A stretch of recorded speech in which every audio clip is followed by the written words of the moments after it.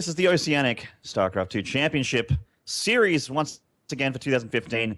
And we're starting to dish out some points for some of these dudes by running this tournament and a bit of cash as well. Got to give some shout-outs. This is game starts. Well, we'll do the player intros first, and then we'll do some shout-outs. How about that? Yes? Good? Fantastic. Yeah. Oh. Excuse me. My voice. Yeah. Dying. You've been singing some death metal. A little bit. Yeah. Trying to get your Phil Anselmo going, I understand. Yeah. Can't blame me. All right. But I'm right here. From Root Gaming, this is Iaguz. That fancy camera work. And in the top left, he's known as Liquid Snute. Australians like to drink. When did this happen? 1800 and something? Forget. Haven't you ever heard of Goon of Fortune? Yes. Or 100 shots in 100 minutes. It's another game that I think came from, well, at least the first time I played it was in this country. I haven't played that one. I think I'd be on the floor dead. Don't. No, don't. I played it. I'd rather suffer Goon of Fortune. I actually won it, but what? I think we all felt like we all felt like we lost. No, you don't make it to 100. You make it to 70. Like a 70 is when I won and the second guy lost. Because you keep going until it comes back up. When it comes back up, you're out. I guess going for a proxy, 11-11. What I tell you, man, this is his map. This is where he loves to 11-11, and the overlords are going in the wrong spot. But it's still smart, Snute Scout, because he's looking for the spot on the side of the main where you sometimes see that one proxy Rex for the Reaper. But he didn't drone scout this time. That's rough. Oh, guys, by the way, this isn't shots of whiskey I was talking about. We actually had shots of beer because we were kids when we did it and we couldn't afford enough spirits to go through this tournament. I can guarantee that if it was shots of spirits, we would not have made it anywhere near that midi. That is just not going to happen. Yeah, I think 5 shots would already pretty much put me at a 10, depending if they were in quick succession. Oh my gosh. He's gone for gas pool. Snute all over it. It's too good, man. This is exactly what happened against Ender too on this map when he did this strat. And it's pretty much GG. Like, there's not much you can do about it. You can try and macro out, you can send the Marines home and make your fan center, but Snute's a lot scarier than Ender. And if you fail it's already lost 25 minerals there. But if you fail a aggressive push like this, then you just lose. The Overlord scouted, and he's completely aware, and Iaguz knows that he knows. So Snute's making a Roach Warren, and he's just going to make Roaches and counterattack and probably kill him. Probably. There's not much else you can do. He's lifting the Brax now, heading home. He can be a pain in the butt at the bottom of this ramp, but Roaches don't care about bunkers, let's be real. So that's kind of just an annoyance for the time being. Gonna try and wall him off, that's one thing you can do, but there's really not gonna be much DPS there anyway. No, I mean, the Roaches don't give a flying flip about one bunker of Marines. 5 Roaches on the way here.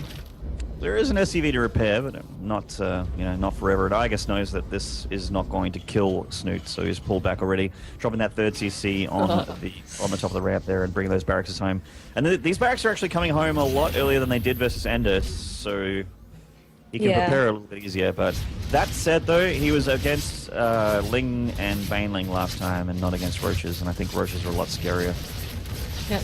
Going to try and do some damage to these queens. Not having a lot of luck. That high ground position. No, because really the high ground, the range. So they can just keep eating into the minerals here of Iaguz, of which he has quite a lot for this stage of the game.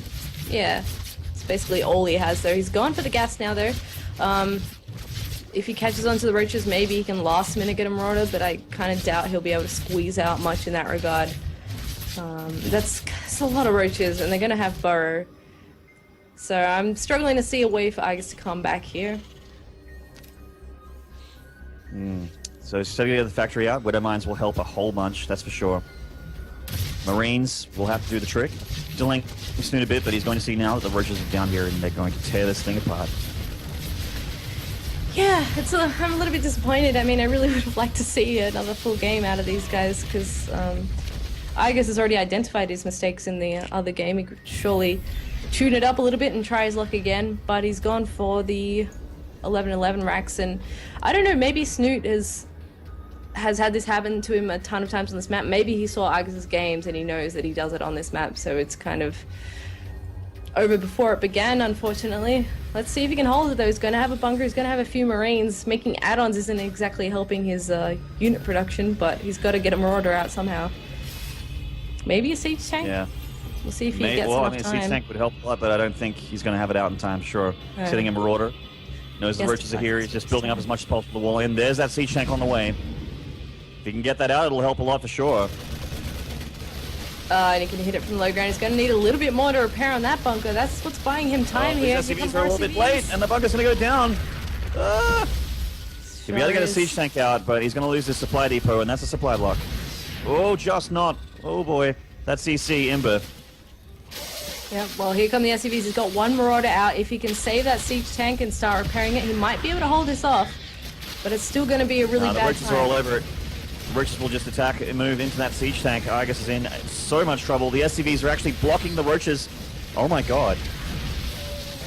Then there's the burrow. And probably a couple of rude words running through Iaguz's mind right now.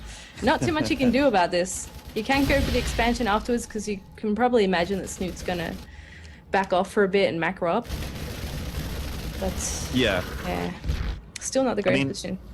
Once again, he's in a really awkward beginning of the game because he's taken a lot of early game damage, and not saying that, you know, he's actually lost a lot of stuff. It's just that, you know, early game damage counts as economy damage as well, and that's what he's taken here. He has a second CC, which is nice, and he has a siege tank and a bunch of marauders, so he's going to try and counterattack and hurt Snute here. And once again, like the last game, he did the same thing with Hellions, put a lot of hurt on. This will keep him in the game if he manages to do some hurt. Yeah, well, Snoot's not exactly in unit-making mode right now. He's pumping out a few lings now as this force moves past that beautifully positioned overlord in the middle of the map there for Snute. So it will get cleaned up, but let's see if he can actually do any damage before that happens. No, he has no stem. Siege tank in a nice position here. Yeah. Not much protecting it though, so if anything comes from the back, he can actually get a surround on that siege tank. Third hatchery. The Lings want to get that bio, and they're going to just destroy most of this here by the looks of it. Yep, cleaned up. And now Iaguz is in so much trouble. I'm not sure how he can recover here. There's a lot of speedling sending across the map, trying to take that natural. He hasn't even taken the natural. He's just been keeping that wall in with the CC, making SCVs. He's going to try and take it now. Setting up a siege tank for a counterattack, but that's a lot of Zerglings, and Zerglings don't really care if there's only one siege tank. No, not really speedy enough to just run past to go in, take it out, and see what else they can pick off. He's going to have to fight with reinforcements and SCVs here to clean the rest of it up. Siege tank dead for Iaguz. Snootlings all over the place, all up in the production here, and he's losing one unit at a time. Trying to drop a third CC, but the Lings of Snute are all over that SCV. Yeah, it looks like he will actually clean it up just barely, but now Snute has also gotten a perfect scout off of what's actually in here. And he's even further ahead than he was before the attack of Iaguz. That's 60 to 26 drone count. Yeah, slight worker advantage by just 40 odds play. Just a little bit. Yeah. So Iaguz is still playing, but he is very much. I mean, I don't like saying he's dead, but it looks very dead. If it was someone less than Snute, I'd say, oh, maybe there could be a mess up, but it's Snute, guys. I mean, he's incredible at this game, and he's not going to squander an opportunity like this, I'd imagine, unless like someone breaks his hands or something like that in the next few minutes. Yeah, we hate to be doom and gloom, guys, but Iaguz is just kind of in the worst position that you can possibly be in.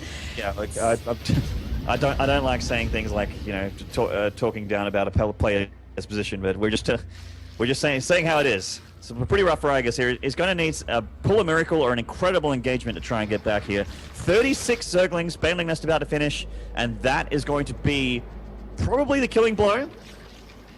And this is where Iaguz is going to need to trade well. He'll need to kill 36 Zerglings without losing too much at all, as well as all the Banelings that Snoot's no doubt going to make as well with these Zerglings. Yeah, he could go for a big attack. He could just chill and wait for Iaguz to try and move out. He's going to wait for 1-1, get a Spire behind us as well. So Snute isn't dropping any beats. He knows that you know, a mistake could get Iaguz back in the game, so he's just going to keep things real and you know, play like as if the game was a lot closer than it is right now. Yeah, basically if he plays macro, he can't really lose. He could go for a big 1-1 speed bane plus meter timing against him, and he'll just overwhelm because he's got way too much. He's already double in supply, basically. Getting overlord speed, he's going to have everything under the sun that he needs. I guess going to go ahead and take that third base, and he may as well. He might not get to keep it, but if he doesn't take a third base, then there's no way he's going to even it up. My Terran heart broke in twain, Zeph. Look at this creep spread. This third CC is just... It's a little bit gross, that creep spread. That's really nice creep spread. I wish I creep spread like that. So good. Yeah. And this third CC needs to be lifted, but I guess it's going to stim some units down and try and deal with these Lings. I feel that the Lings could just A-move right now with their 1-1, and the sheer amount of them the third CC holds now. I guess down 30-odd supply. His army is only about 20 supply behind Snoot's. The Banelings are coming to spoil the party, though. And this creep spread's so good. Snute doesn't actually have to move that far to be back on creep. He can just attack the third and come back. Yeah, and when he rallies stuff over, it's gonna get there so quickly. Oh gosh, Iaguz, be careful. GG. Yeah, he just sees the sheer amount of units and he's like, okay, I'm dead. So, a little bit of a, I don't want to say a lackluster ending there, but it's just like a very one-sided third game there from Snute. He was just all over it, and really the series very one-sided indeed. And Snute is incredible good player. He's the, you know, one of your legit foreign hopes, guys.